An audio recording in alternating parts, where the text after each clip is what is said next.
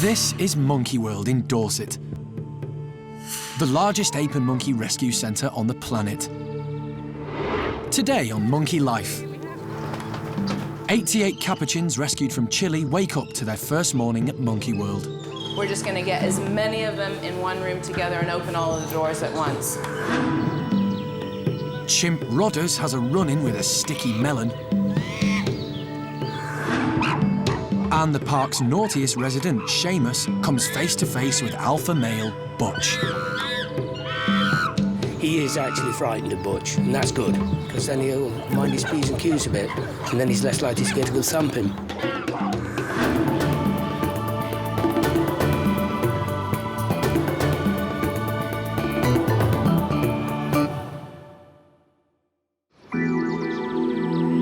Monkey World is a thriving 65-acre sanctuary. Yesterday it was home to 170 primates. But this morning, that number has risen to over 250. And the new arrivals are all waking up. 88 capuchin monkeys rescued from Chile, South America, are being rehomed here. It's going to be a long day. I wanted to get in first thing just to make sure that everybody did actually make it through the night and recovered and woke up this morning, because, you know, it's always possible that through the night when you relax, something could go wrong. Everybody's fitting with us this morning, so that's the first good news. In Chile, the capuchins were kept in a laboratory where they were used for medical research. Most lived in solitary confinement. When their studies finished, the primates couldn't be released into the wild as they had become institutionalized. So Monkey World stepped in, offering all 88 capuchins a home.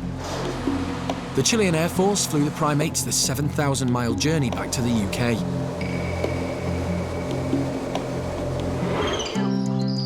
In the wild, 30 capuchins can live happily in one group, but the park is going to set up separate male and female enclosures because they don't want them to breed and they'll be less likely to fight.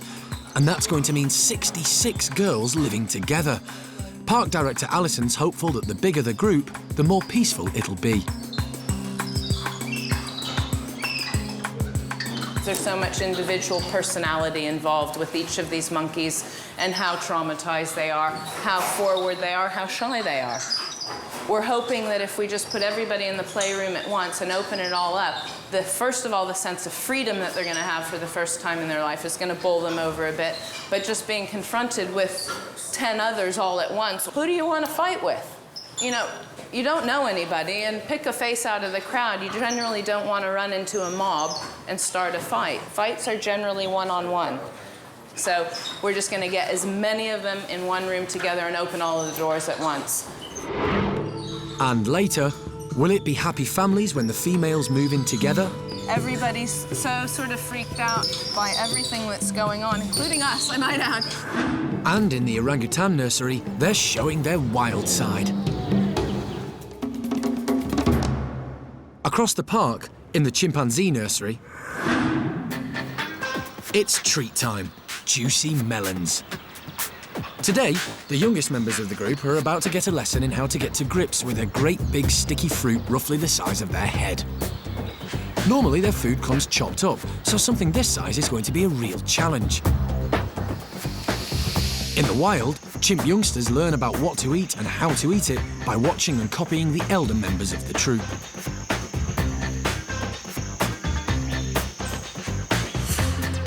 Today's teacher is Sally.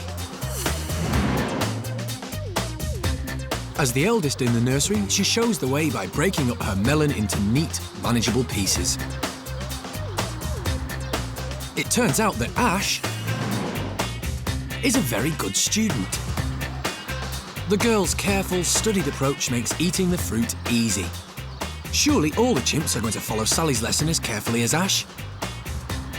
Then, along comes the naughty boy, Brian. The lesson's totally wasted on him as he takes his melon and just dives in head first. He's got a very sweet tooth, and there's no way that one melon's going to be enough for him.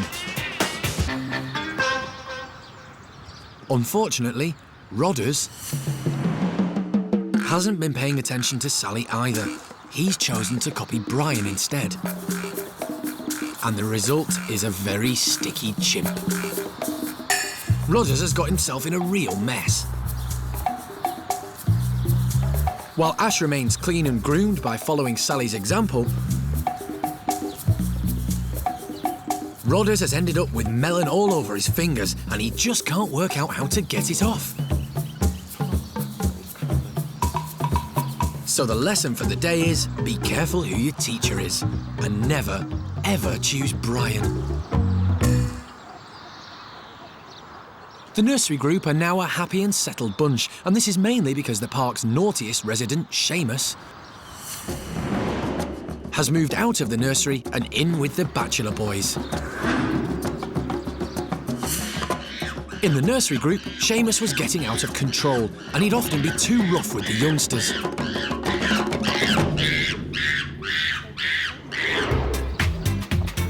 Now, he's enjoying life with the naughty boys. He's met the majority of the bachelors and they all love him. Now the little hooligan gets to have rough and tumble with bigger hooligans, and life's a ball. But today, it's time for him to meet the slightly unhinged alpha male, Butch. This meeting could go badly wrong, but animal director Jeremy's convinced it's just what Sheamus needs. With all the other introductions in the Bachelor group, he's still the spoilt brat, and he's got away with it. He is actually frightened of Butch, and that's good, because it is good to be a little bit wary of the boss. You know, whereas everybody else, you know, he's just a lad and he gets away with it, and then you've got a right hooligan on your hands, and that's not good. Whereas now he is very, very aware of Butch, and that's where I want him, because then he'll mind his P's and Q's a bit, and then he's less likely to get a good thumping. See what happens. Bung him in. Sheamus and Butch's last meeting was carefully supervised. This time, Sheamus is on his own. Sheamus is right to be wary of Butch, who can be very unpredictable, and Jeremy's going to be close by just in case. Sheamus has made many friends in the group, and today the team have decided he should have his two best pals, Sammy and Jimmy, there for the introduction. He might just need the backup. Good boy. But luckily, it seems Sammy and Jimmy's presence is enough to keep Butch calm.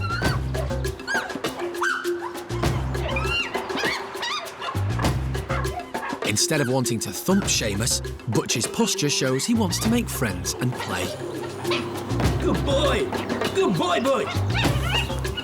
But Sheamus is just too scared to let the boss get near to him. And he looks to his close pal Sammy for reassurance. Hopefully in time, Sheamus will realise that although Butch has got to be greatly respected, you know, his say is gospel and law, he's just got to relax to it and find an area where he's comfortable. And I can't see that being a big problem. It's just letting him get on with it. And it's very clear that Sheamus has got an awful lot of friends, which is good. You know, he's just there now with Jimmy, and he can go and give Jimmy a hug, and he can give Sammy a hug, and you know, and although Butch is dominant over those two, he doesn't really need to go to war with them. And later, can Sheamus stay out of the firing line when Butch reminds his boys that he is the boss?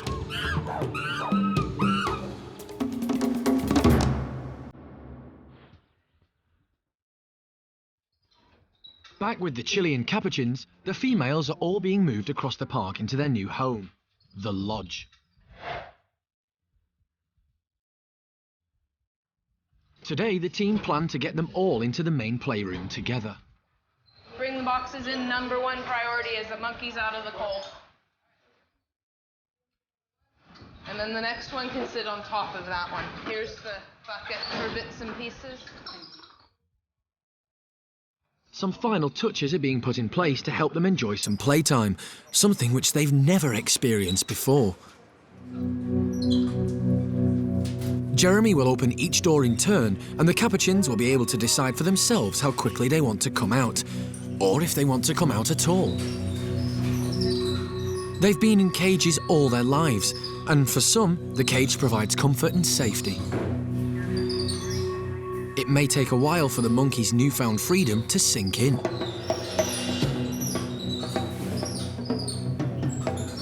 But soon, some pluck up the courage to explore.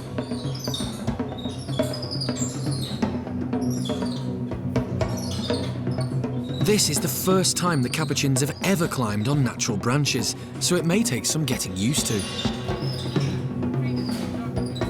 So far, it's early days yet because everybody's so sort of freaked out by everything that's going on, including us, I might add, that they just don't really, nobody's going to be able to focus on any one person. There's just too much stuff to be messing with. My gosh, look at them all. Round one, Monkey World. This is the largest number of animals the park has ever introduced in one go. And as the team observe the capuchins' behaviour, it becomes clear that all those years trapped in cages have had an effect.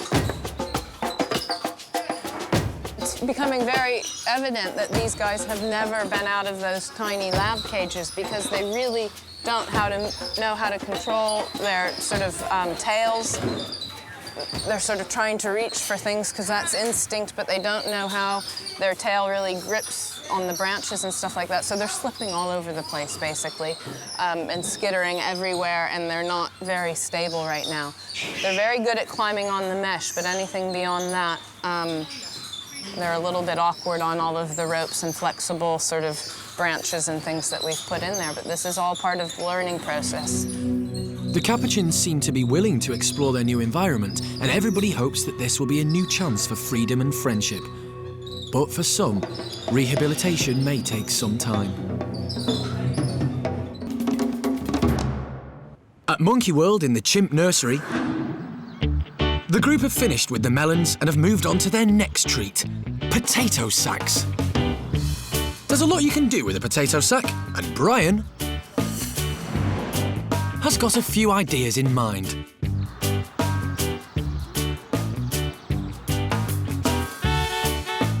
Hang on though, it looks like not everybody's finished with those melons after all. Just like kids, chimps can make fun out of anything. Brian's really enjoying the potato sacks. He even tries out a bit of nest building.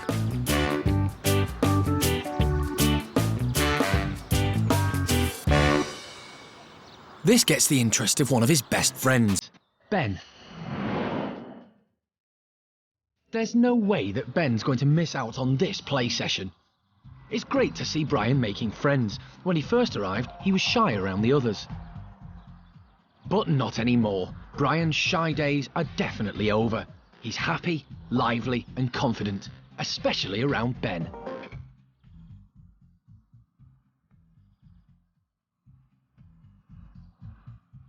Brian had better make the most of Ben while he still can.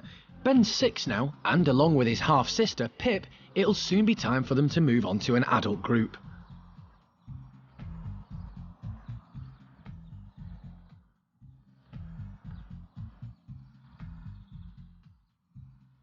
But for the time being, Ben and Brian have still got a lot of playing to do. Later, how will Monkey World's resident female capuchin, Terry, cope when she moves in with the new Chilean girls? I've not known her live with females before, so this is going to be a complete new experience for her.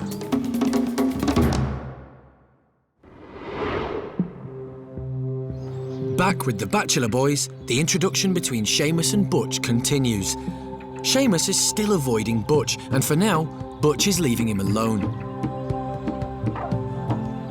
As the meeting is calm and going well, Jeremy's keen to let more of the bachelors outside. Yeah, OK, if they want to get either somebody else safe lined up, either Mojo or whoever, or Spanish Charlie, that might be good. Hopefully, with more of the group coming out, it'll distract Butch's attention away from Sheamus. And sure enough, it does.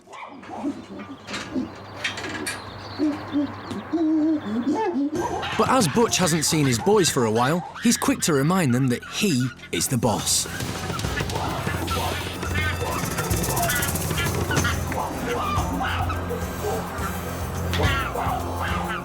A quick slap is just Butch's way of asserting his dominance. And his outburst is enough to make Sheamus stay right out of his way. But now Butch has made his point to Sheamus and his group that he's in charge, he's keen to catch up with his old pals.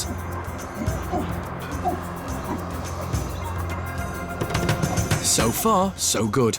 But as always with the volatile Bachelor boys, things can quickly change. Let's see, it can all fall apart at any moment. And I'm more than comfortable with what we've got now. Under Jeremy's watchful eye, the group will be left together, and hopefully Sheamus will soon find enough confidence to make contact with his new leader.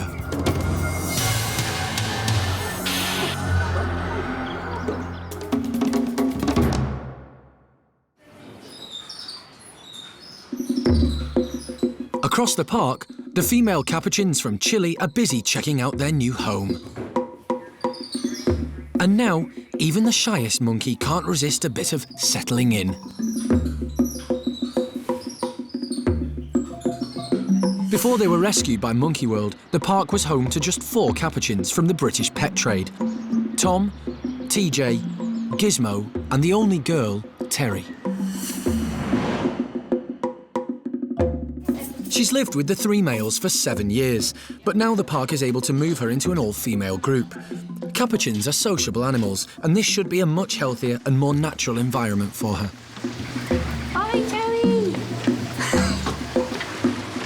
I've not known her live with females before, so this is going to be a complete new experience for her. How the boys will feel losing their female, we don't know, but, you know, we'll see how that goes. But, you know, she's stable, she does her own thing, you know, and she's been a Capuchin. You know, it's what they should be doing, you know what I mean? It's you know, we don't want pets. You know, we want to get a group of Capuchins together that work together as a group.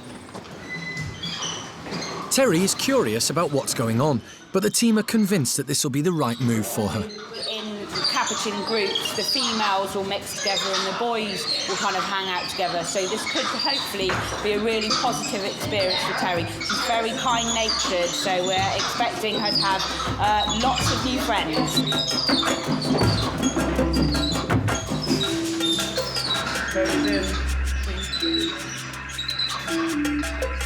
She's only been in for about 10 minutes.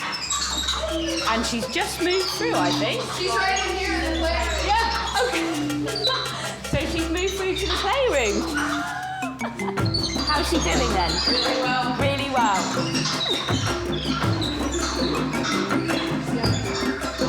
Terry has immediately settled in, and hopefully she'll be able to show the other females how to behave like Capuchins.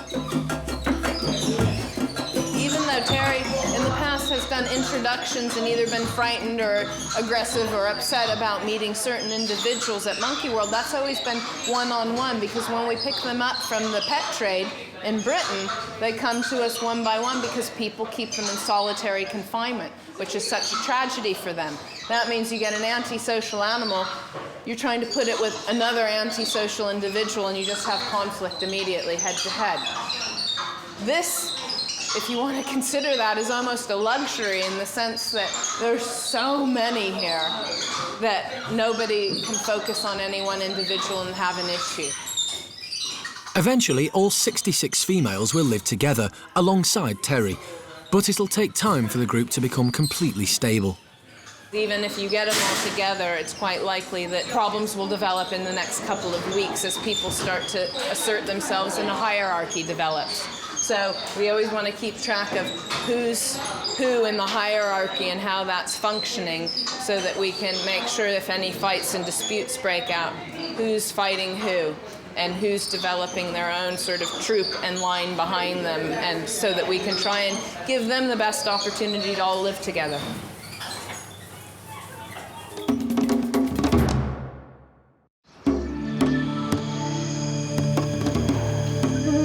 It's nearing the end of the day for the park's residents, and as some are preparing for bedtime,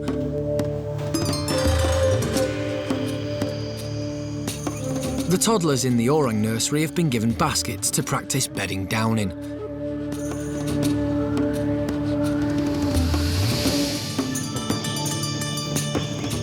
In the wild, orangutans spend the majority of their time up high, and they build sleeping nests in the tree canopy. So it'll be interesting to see if any of the park's orangs are nest-building experts. It's foster mum Ame who spots the baskets first. She loves her naps, so this should be the perfect task for her. Unfortunately, she's convinced that the bedding is hiding some treats and chucks it out of the basket. The toddlers are busily throwing all the blankets out too, in the hope that there's something edible hidden in there somewhere. Ame just doesn't get it. She's thrown away the bedding, she's not found anything to eat, and now she's destroying the basket. Ame's the boss, so the youngsters follow her lead. It's been a complete disaster. What was supposed to be a nesting lesson has turned into a load of fun and a destructive play session. Well, as destructive as an orang can be, these primates are not the most active of creatures. And for an orang, this is about as rock and roll as it gets.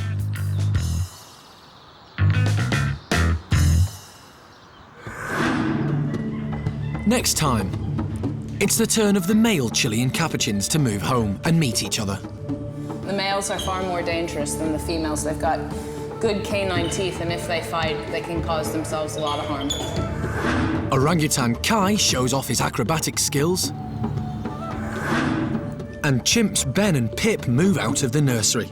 But they give wildlife vet John Lewis the runaround when he tries to sedate them. Generally, if you're patient enough, they'll make a mistake. Don't think she had all of that, but it was not a bad shot.